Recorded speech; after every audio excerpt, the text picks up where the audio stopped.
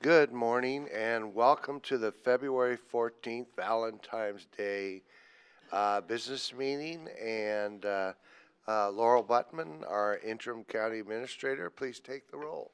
Thank you, Chair Bernard. I want to recognize our county council, Nate Boderman, across from me, and Mary Rathke, clerk to the board, to my left. And now for the roll, Commissioner Humberston. Here. Commissioner Savas. Here. And Chair Bernard. Here, please join me in a pledge of allegiance. I pledge allegiance to the flag of the United States of America and to the republic for which it stands, one nation, under God, indivisible, with liberty and justice for all.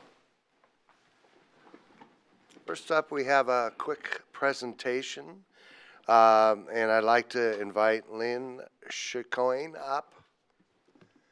And I believe it's something nice.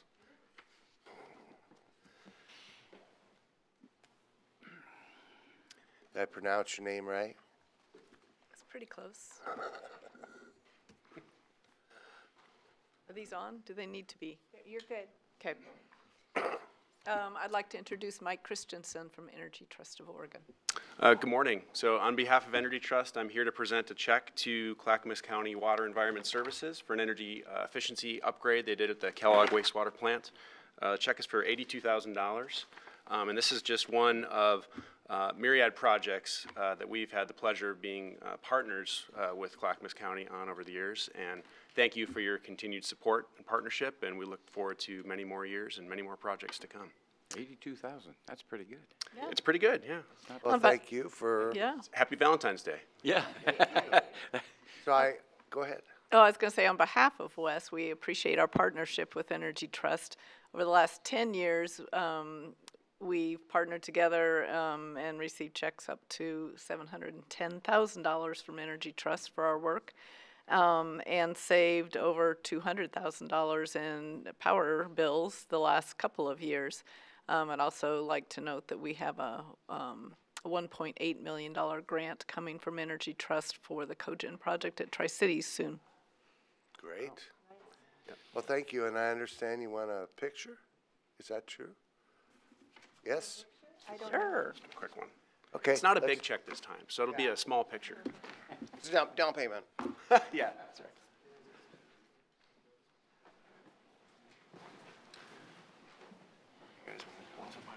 Yeah, sure. Oh, right up here.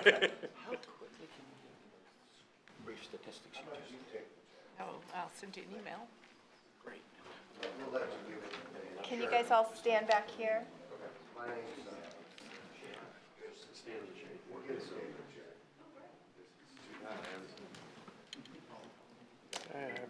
Big grins. One more. Thank you.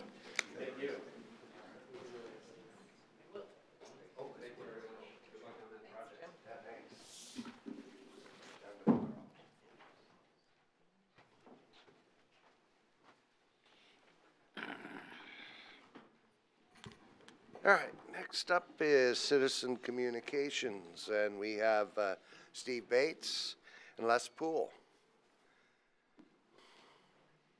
You want this one? I don't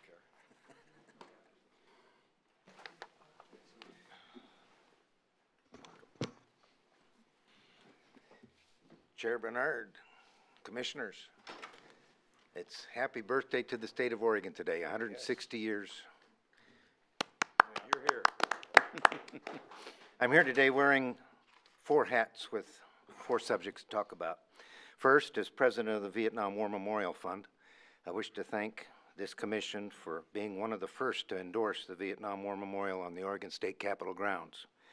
We're proceeding with the design management of the memorial while the legislature deliberates House Bill 2195. The first hearing will be next Tuesday at 3 o'clock in front of the House Committee on Veterans and Emergency Preparedness.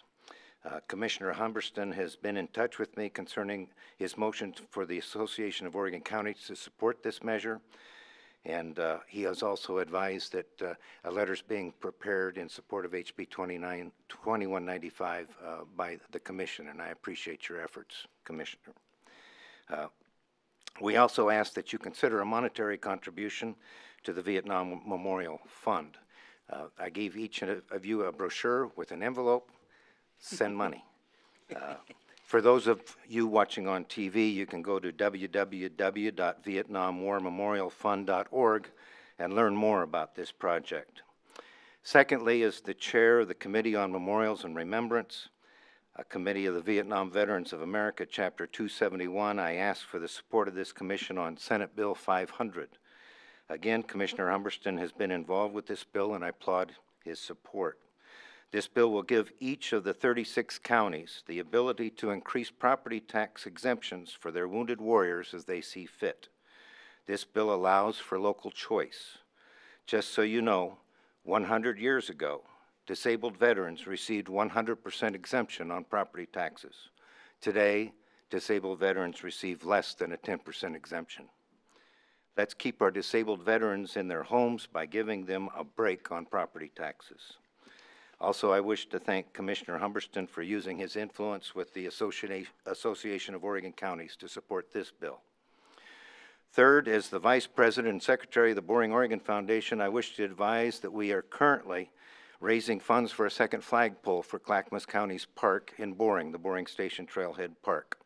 Our desire is to fly the POW-MIA flag 24 hours a day, 365 days a year. We need to raise about $5,800, and we'll get the job done.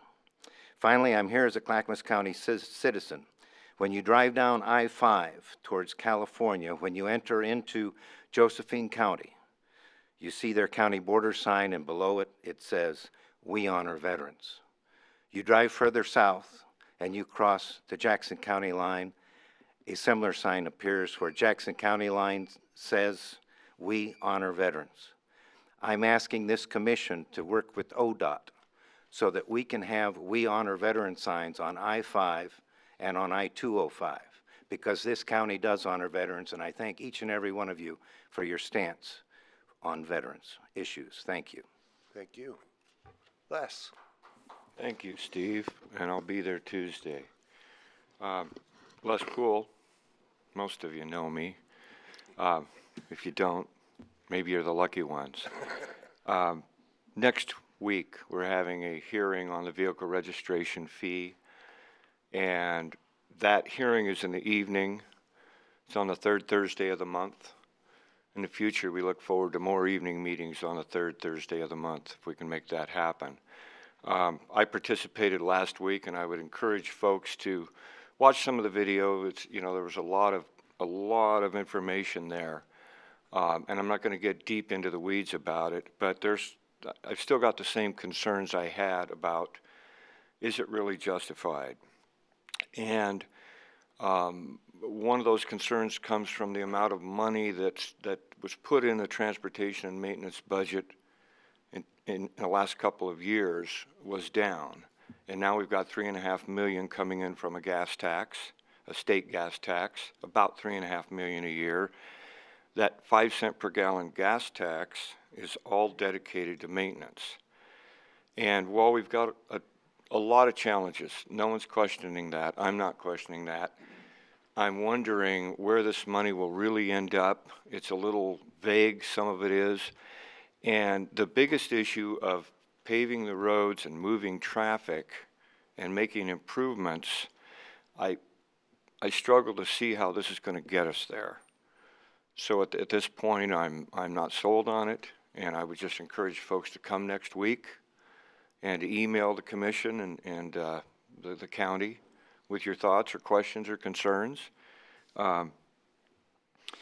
Speaking of transportation and the suggestion that Mr. Bates made in terms of the signage, I'm certainly all for that.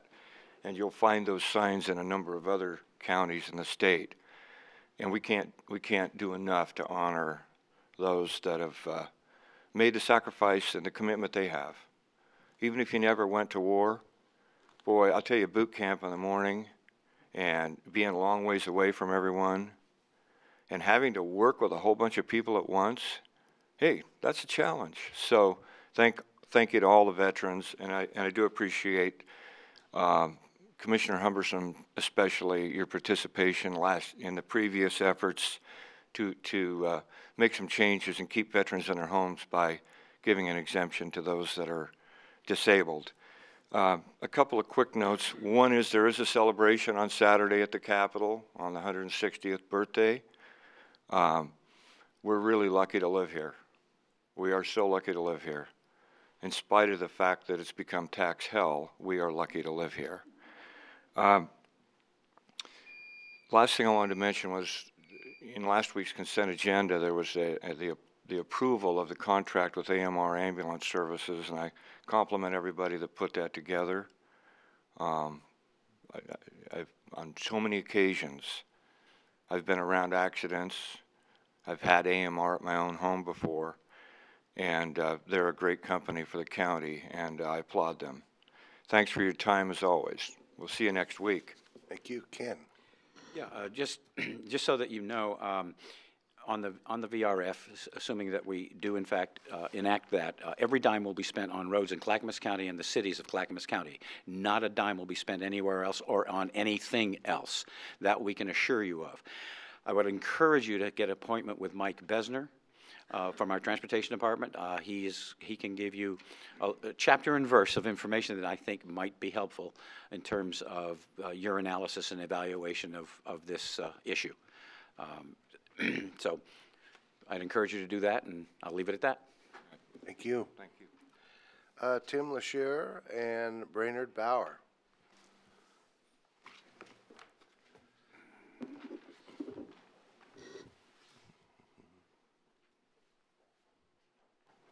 You can go ahead. Go ahead and start if you like. My name is Tim Lucier. I'm a native Oregonian, resident of Upper Clackamas and citizen of Oregon. I come today to speak about no new taxes. Actually, I'm inviting you all to sign a taxpayer protection pledge, which actually puts you on the record in saying that you would pledge to not raise new net taxes.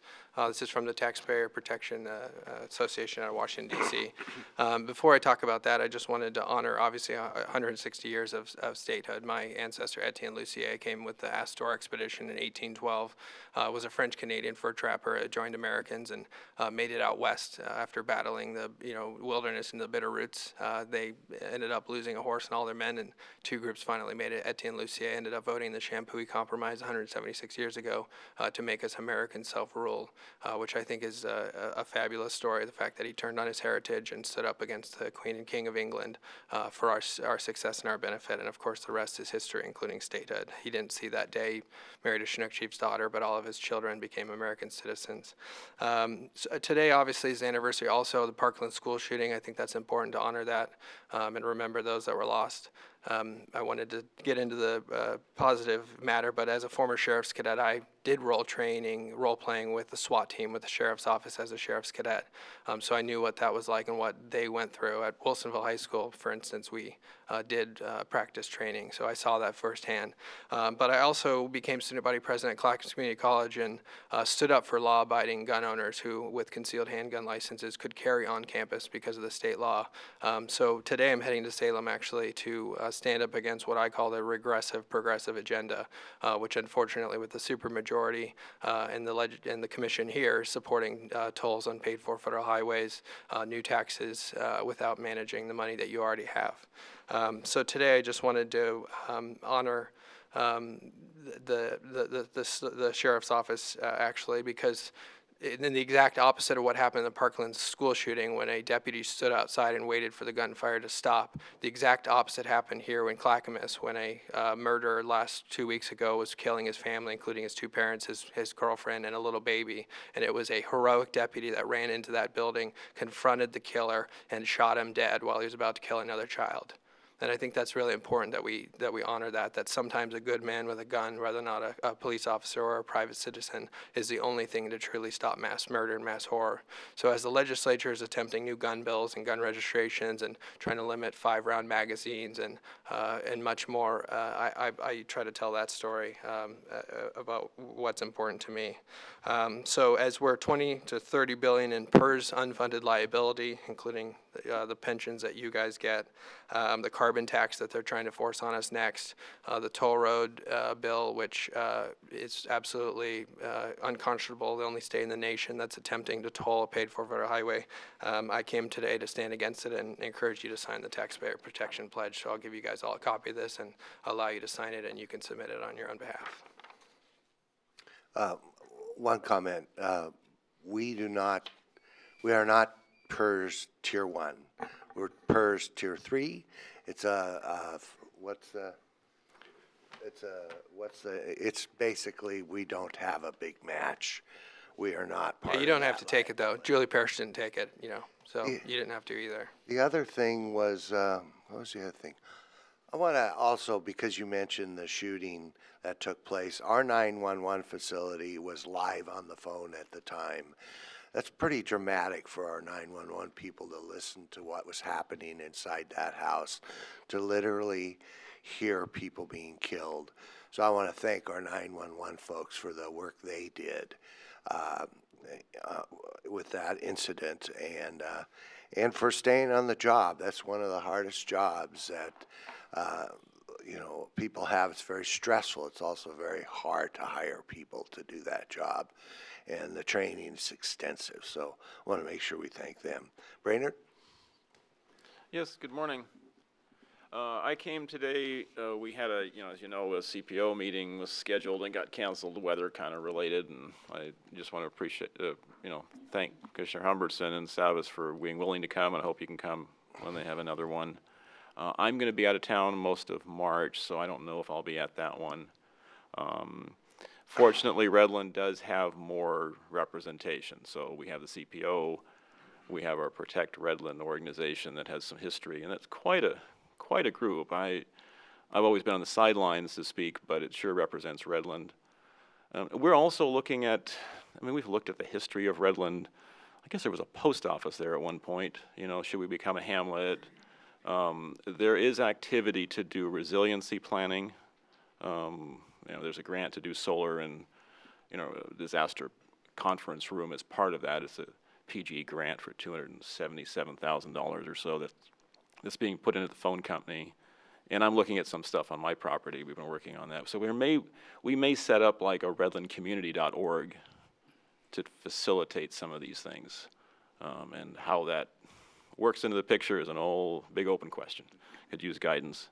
I did do a review of the 3 main traffic reports that were done by DKS. And so I have my own analysis or review of that. The one thing it focuses on, and I'll send you all a copy of it. I don't have a copy with me, but I'll email you a copy. I'll get Mike Besner a copy, and Martin from the CPO. So at least it's available to all of you to at least see what my perspective is. The DKS report identifies a list of safety concerns up front, and so I'm pointing out what I think are really feasible methods of addressing all those concerns.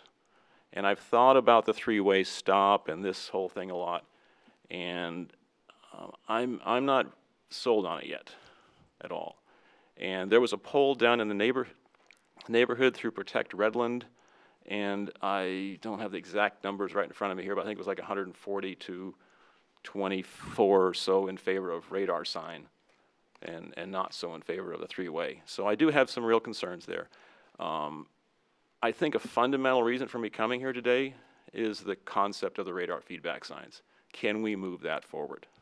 Either with community participation in the cost. I've talked to Mike Besner. I think there's growing, even from Mike Besner, recognition that this really works and really works for us. So it's a step that I think we should implement. But exactly how can we? Can the community put some funds forward? Can the county just go forward and say, hey, this is a clear case, it needs to be done. Let's just do it now, and then we can move forward on future work. So, and that, I think, does take some policy setting by the commission. So, thank you. Thank you. Thank you. Thank you for coming today. So next we have some public hearings. Yes, we have 4 public hearings. They're all boundary change hearings, so I'm going to turn it over to Nate Boderman from County Council, and Ken Martin, our boundary change consultant, to run you through those real quickly. The first proposal you have in front of you is an annexation to the Tri-City Service District. In fact, we have two of these in a row. They're both in the city of West Lynn. The properties have been annexed into the city, and once they come into the city, they have to come into the district so that they can ultimately get sewer. This particular piece is 2.36 acres. They don't have a set development plan on this property yet, but ultimately it will develop at R7. There's sewers available, and we'd recommend approval. That's it? These are always really tough. Do any commissioners have any clarifying questions? Nope. Nope. I'll open a public hearing and ask if anyone would like to speak on this matter. Seeing none, I'll close the public hearing and entertain a motion. Mr. Chairman, I move we approve the board order for boundary change proposal CL 18-010, annexation to Tri-City County Service District. Second. It's been moved and seconded that we approve the board order for boundary change proposal CL 18-010, annexation to the Tri-City County Service District. Any further discussion? Hearing none, all those in favor say aye. Aye. Aye. Opposed? Hearing none, motion carries. Next one. Again, this is to the Tri-City Service District. It is inside the city of West Lynn. It's almost the same size as the last one. It's, again, R7 zoning, no development plans in place, but they ultimately will develop at that density, and we'd recommend approval. Any clarifying questions? Hearing none, I'll open the public hearing and ask if anyone would like to testify on this matter. Seeing none, I'll close the public hearing and entertain a motion. Mr. Chairman, I move we approve the board order for boundary change proposal CL 18-015, annexation to Tri-City County Service District. Second. Been moved and second that we approve a board order for boundary change proposal CL 18-015, annexation to the Tri-City County Service District. Any further discussion? I just want to just add that for those watching, these are all voluntary requested annexations. These are not forced annexations by any means, correct? That is correct. All those in favor say aye. Aye. Aye. Opposed? Hearing none, motion carries. Next. This is an annexation to Clackamas County Service District Number 1 inside the city of Happy Valley, 8.8 acres. This is a planned unit development that's already been approved by the city, and again, we simply have to put it in the district once it's been annexed into the city so that the sewers can be provided. We recommend approval. Okay. Any clarifying questions? I'll open the public hearing and ask if anyone would like to testify on this matter. Seeing none, I'll close the public hearing and entertain a motion. Mr. Chairman, I move we approve the board order for boundary change proposal CL 18-016, annexation to Clackamas County Service District Number 1. Second. Moved and second that we approve a board order for boundary change proposal CL 18-016, annexation to Clackamas County Service District Number 1. Any further discussion? All those in favor say aye. Aye. Opposed? Hearing none, motion carries. Next. And this is an annexation of the same property in Happy Valley to the Water District this time, or to the Water Authority, Sunrise Water Authority. Yep. Same deal, it's an improved PUD. They simply need to get it into the district so they can provide the service. We'd recommend approval. Okay. Any clarifying questions? Seeing none, I'll open public hearing and ask if anyone would like to testify on this matter. Seeing none, I'll close the public hearing and entertain a motion. Mr. Chairman, I move we approve the board order for boundary change proposal CL 18-017, annexation to Sunrise Water Authority. Second. Moved and seconded that we approve board order for boundary change proposal CL 18-017, annexation to Sunrise Water Authority. Any further discussion? All those in favor say aye. Aye. Aye. Opposed? Hearing none, motion carries. Thank you very much. Next item is a board discussion item, and Thank you, Chair. I'd like to call Amy Kyle up. She's going to present a resolution confirming commitment to build a new county courthouse. morning. I was told this is your first time, so we need to Be hassle kind. you a little. Yes, please. Commissioners, as you know, the Clackamas County Courthouse, completed in 1937 in the heart of Oregon City, was built to serve the county at a time when the population was approximately 50,000. While the current structure continues to serve hundreds, sometimes thousands of residents a day, it can no longer adequately handle the services required to serve our nearly 400,000 residents. This leads to delays of trials, significant safety risks between victims and offenders that are in close proximity, as well as seismic and other challenges. The existing building is obsolete and cannot be retrofitted to modern standards. The courthouse project is a joint partnership between the state and the county. Funding for construction will come from both the state and county, which will reinvest state tax dollars to support our local economy and jobs. In July 2017, the Oregon legislature provided Clackamas County with $1.2 million for planning costs associated with the project.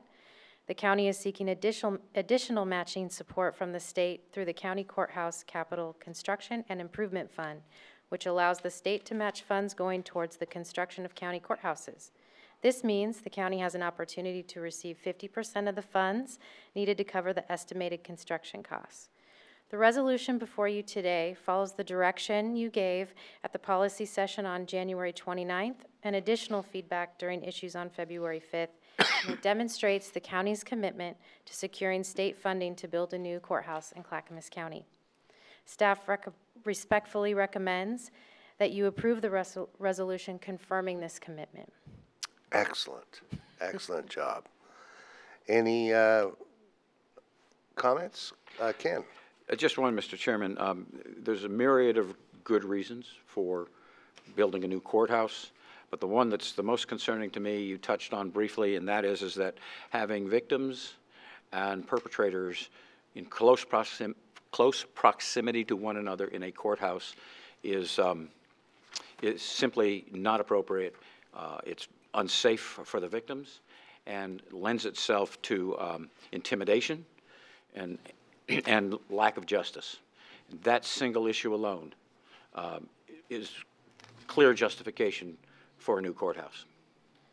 Thank you. Paul? Well, at the risk of being a little bit redundant, I just want to point out to folks that this courthouse, as was stated, and it's pretty well stated in the resolution, was built for a small county, because that's what we once were, a small county. And the other piece I would like to add about this, now that we are 416,000 people and this courthouse is inadequate to serve that, is that not having adequate courtrooms and judges to serve in those courtrooms and handle the caseload, people are being released from our jails sooner than they would be otherwise. And so court cases sometimes drag out for a far longer period of time than they would otherwise, up to 2 years sometimes to prosecute a case as a result of the backlog of scheduling a courtroom. So this is a public safety issue, both in another way. It's obviously a public safety issue within the courthouse, and for the people in the courthouse, if there were some kind of a bad event or some kind of an outbreak took place within the courtroom or someone being hurt, let alone, and also the people that are being released from jail as a result. So this has got multiple safety implications. So to me, this is a natural for me to support this resolution, and I'm willing to make the motion. I just want to add that child support cases are probably pretty much the bottom of the list because they have to do criminal cases first, so those could be 1 to 2 years. And you could just about guarantee that some of our homeless are there because they haven't got the support they need to retain the place they live. So with that, Paul? I move we approve the resolution confirming our commitment to build a new Clackamas County courthouse. Second. It's been moved and seconded that we approve the resolution confirming our commitment to build a new Clackamas County courthouse. Any further discussion? All those in favor say aye. Aye. Aye. Opposed? Hearing none, motion carries. Thank you very much for your presentation. Thank you. Next is the consent agenda. I'll ask the clerk to read the consent agenda by title. Okay, today's consent agenda. Nice. Under Health, Housing, and Human Services, approval of a revenue professional services agreement with Health Share of Oregon for point of contact provider services, approval of an agency service agreement with Impact Northwest for Shelter Plus Care Supportive Service, approval to apply for funding to improve criminal justice response to domestic violence, dating violence, stalking, and sexual assault through the U.S. Department of Justice Office on Violence Against Women. Under the Department of Transportation Development, approval of a contract with Northwest Code Professionals to provide on-call third-party services for assistance with plan review and inspections, and approval of a contract with Claire Company to provide on-call third-party services for assistance with plan review and inspections. Under elected officials, approval of previous business meeting minutes. Under the Development Agency, approval of the Fourth Amendment to the disposition agreement with Oregon Beverage Recycling Cooperative. And that concludes today's consent agenda. Thank you, Mary. Any commissioner want to remove or pull an item from the consent agenda? Seeing none, I'll entertain a motion. Mr. Chairman, I move we approve the consent agenda. Second? It's been moved and seconded that we approve the consent agenda. Any further discussion? All those in favor say aye. Aye. Opposed? Hearing none, motion carries. With that, County Administrator updates. Thank you, Chair Bernard. I have a few items this week, and we have a little bit of time. So I was not able to tell you last week, but wanted to say that Water Environment Services Greg Geist and Public and Government Affairs Gary Johnson were in Albuquerque last week, where they were there to accept a National Environmental Achievement Award from the National Association of Clean Water Agencies. This award honors WES and PGA for the Keep the Wipes Out campaign that they put together. It was the first in the nation. It was designed to keep destructive so-called flushable baby wipes out of the sewer system. So congrats to Greg, Gary, and everyone else who worked on the campaign. And I have some nice year-end stats from our Dog Services Division to share. For 2018, over 12 months, Clackamas County Dog Services saw 78% of stray dogs be reunited with their owners. 117 dogs became adopted. Another 139 dogs transferred to other rescue organizations. 179 microchips were implanted at our monthly vet clinics, and a total of 4,355 hours were donated by 111 volunteers. Thanks to our great staff and volunteers at Dog Services for looking out for our four-legged residents. And finally, I wanted to remind us all that next week, on the 21st of February, we have an evening meeting starting at 6 o'clock. And we will have a hearing, our second reading of the vehicle registration fee hearing. Thank you. Thank you very much. And Commissioner Communications, Commissioner Savas.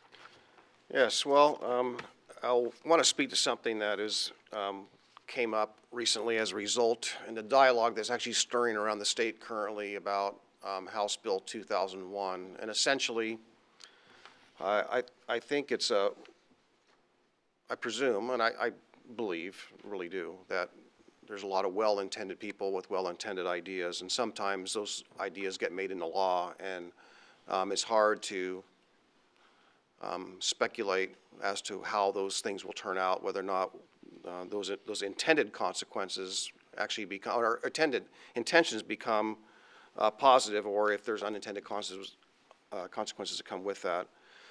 Monday evening, as somewhat a result of that dialogue that's stirring about is zoning and or this concept of should we allow more housing and circumvent our planning processes in zoning. And we do a lot of planning. We approved some stuff today even for Wes about capacity. There's water issues. There's capacity about water issues. And HB 2001 really says we'll eliminate residential zoning with the intention that people can build more homes on a particular lot, and that lot would have less restrictions. However, that would be a substantial imposition and challenge when it comes to infrastructure.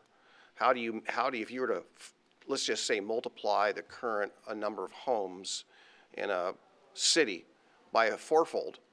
We simply don't have the water or the roads nor do we have the sewer capacity to meet all those needs. So that would be a tremendous burden to a number of folks, let alone they bought their property with the intention of the zoning, the deliberateness of zoning for a neighborhood to be what it is today. So out of that discussion Monday night really became, well, you know, we have to accommodate the growth somehow, and we've got, you know, Tom McCall, one of our great past governors, had the concept basically to preserve and protect a lot of our natural resources and farmland and so forth. And probably what was not anticipated back when the signs going across the state line said, welcome to Oregon, enjoy your visit, with basically the sentiment there, or the intention to say, you know, visit, but please don't stay. Because, you know, really, in order to preserve what we have, you know, population growth is what's really, got a lot of consequences and really created a lot of challenges. And, you know, with that said, you know, it's either grow up and make the structures 3 stories, 5 stories, 10 stories, whatever it may be, and not go out and sprawl. And in reality, the sprawl is already happening. We have people that have grown up here in Clackamas County or Multnomah County, Washington County, this metro region, who work here, who've gone to school here and still work here, but now have chosen to live in other areas way outside of the region. They have sprawled out into Cascade Locks, and they moved to Cascade Locks, or they moved to Donald, Oregon, or to Woodburn, or to La Center, Washington, or Camas, or Washougal, or Hood River. And in some cases moved out to the Dalles and commute in every day to go to work. The sprawl is still happening. And I argue that knowing that the sprawl is already happening and that going up has serious consequences, and maybe in parts of the county or the region, Portland, for example, if that's fine, that's fine. Allow that to happen. But there's consequences with that too. There are quality of life. There are public safety issues. The crime rate in those kind of environments go up. Public health has challenges in those kinds of environments. And if we are being, Clackamas County, are somewhat going to be held somewhat responsible to, in kind, meet that kind of growth and become a metropolitan county with metropolitan style buildings. That's not what a lot of people move here for or lived here for. And there are a lot of people that have moved out of Multnomah County and Portland to come to Clackamas County for what Clackamas County is, to maintain that quality of life. And the other aspect about HB 2001, or that mindset, if you will, though well-intended, but it really erases away the opportunity for the American dream. The American dream, especially for young families and millennials that have their first child. There are a substantial number of those, and my friends of our family who are millennials or have children that are millennials are really seeking that dream. And that's why I know of many people that have moved out to the cities I just named to chase that dream. So to somewhat suggest you can't have that, or that the capacity or the opportunity to live the American dream in Clackamas County will somehow be compromised is just something that is just counterintuitive to, I think, why, at least I think we're all up here. I can say for myself, I can speak for myself, I'm up here. I want to maintain some preservation of the American dream and the quality of life that Clackamas County offers. So that discussion is stirring, and I really think that based on our discussion with the Planning Commission on Monday evening, I think that we need to have a greater meeting. They want to meet further. I thought, who else should be part of that discussion? And I'm looking to my colleagues, Commissioner Bernard and Humberston, to say maybe we should really have more of a forum setting and have economic development perhaps, and have the environmental community and the farming community be part of that dialogue if we're going to be talking about taking a position on that particular bill, or taking a position on aspects in which it would change the zoning in our area. Zone changes are problematic, and I've got a number of examples and articles and research that I've been doing on how people are being displaced, how the homeless are growing. It's more of a dive and a trend into deeper poverty, and that's not, I think we ought to be trying to reverse or stop that trend and think about prosperity. I do want to recall that a couple weeks ago, I mentioned here that I hadn't spoke, and I know I've spoken a lot today. And I know that Commissioner Humberston in particular said, well, oh, geez, I'll make sure I'm not here for that meeting. But I just this is the topic that's really important. It's fundamental to what we do and what we are and who we are. And I think that we ought to really, I thought that Monday night's conversation was a good discussion, but I think it really should open the door for a greater discussion with our community and see if we really, what we want to be when we grow up. Do we want to maintain the quality of life in Clackamas County? And I think most people do. All right, thanks. Commissioner? Thank you. Paul, I agree with you that continued discussions with the Planning Commission is a good idea, and quite frankly, because the growth will continue to come, and we have 15 cities in our county, I think probably a representative of the cities, maybe either one or all of them, or at least a small contingent, ought to be part of that discussion, because quite frankly, a big portion of that growth is going to have to be absorbed in those cities. Because it's rather limited as to what the county actually controls in terms of that aspect in growth. So they ought to be at the table for those discussions too. I agree with you. That said, your dog report? Yeah, I got one of those dogs, and he's a great dog. So. People who maybe didn't follow our discussions last week, just reiterate that we made a decision regarding marijuana on farmland last week that we hope will tamp down some of the problems that we've found occurring in our rural communities, not necessarily by responsible marijuana growers, but by irresponsible ones and illegal ones. So we've only allowed one grow on a tract of land. And I would point out that the state legislature is looking at a piece of legislation that may have OLCC limit the number of licenses in the state. I think that is something we ought to support to get our arms around this issue, because it has been problematic in several of our rural communities. There's been some law enforcement issues of import to the community of Colton. I had the opportunity to meet with the sheriff and a representative of that community, and working on those issues is ongoing. And I'm sure through our neighborhood livability program and activities by the sheriff, we will get those problems solved. We also attended the Milwaukee State of the City, and Mayor Gambit did a great speech about what they've accomplished this year and the future of Milwaukee. Pretty progressive agenda that they have there, and they are making progress on a lot of those issues. Finally, most of us have spent a lot of time this week at the Association of Oregon Counties, and as Mr. Bates mentioned earlier, AOC came on board with a number of issues that I think are important to veterans, as well as other issues. The big issues that we were lobbying for with our state legislative contingent are, of course, funding for the courthouse and how that will occur, and also I-205, crucial issue, trying to get that problem solved, and it's going to take a great deal of state money, and I'm not sure exactly how the state intends to finance it, though there's some talk about pulling money from different pots. That's going to be interesting to watch on the floor of our state legislature if they start doing that, because obviously that's going to gore some oxes. So it's going to be interesting to watch that process go forward. And that's all I have for today, other than, of course, the dog. And I will do this. So on NPR today, there was a teacher talking about asking students to write poetry about love. And so after explaining that it wasn't just about sex, it actually was something a little grander than that, I was thinking about it, and I thought to myself, how would I look at that? And I thought, it's the look that the dog has when he looks at you. Unconditional, positive regard. And anybody that has dogs knows what I'm talking about. And on that note, this is Rocky. He is a Siberian Husky. He's about 1.5 years old. Let's address his handsomeness right away. Sky blue eyes, beautiful singing voice, and a gorgeous coat.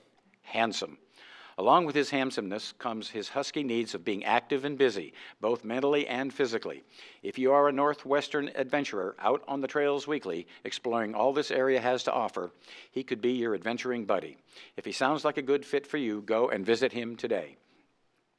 For more information about Rocky or other adoptable dogs, please contact the Dog Services at 503-655-8628 or www.clackamas.us/dogs.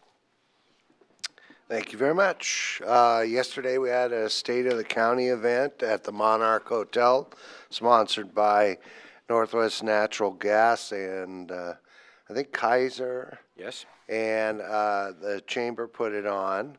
I thought it was great. At that, I committed to trying to resolve the Happy Valley Parks issue. It is one that's ongoing. However, the district's a district, so whatever's fair must be fair to all concerned.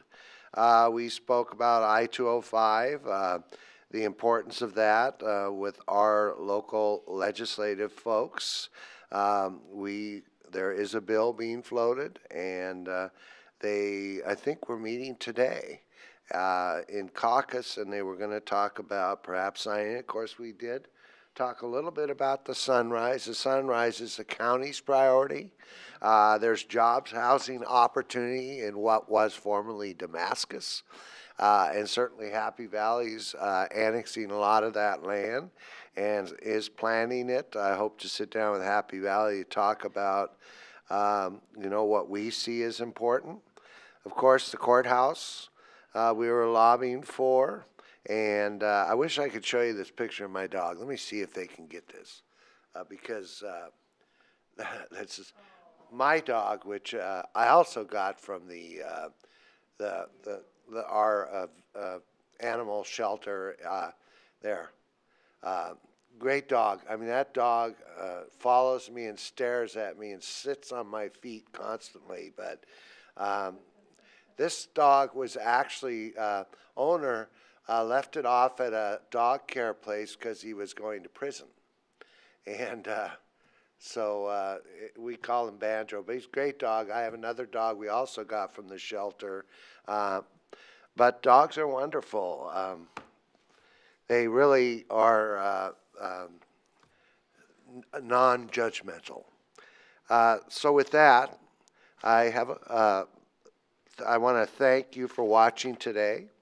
Wish you a happy Valentine's Day, and we'll end the meeting with a quote from the Wizard of Oz. Thank you, Mary. A heart is not judged by how much you love, but by how much you are loved by others. With that, we are adjourned.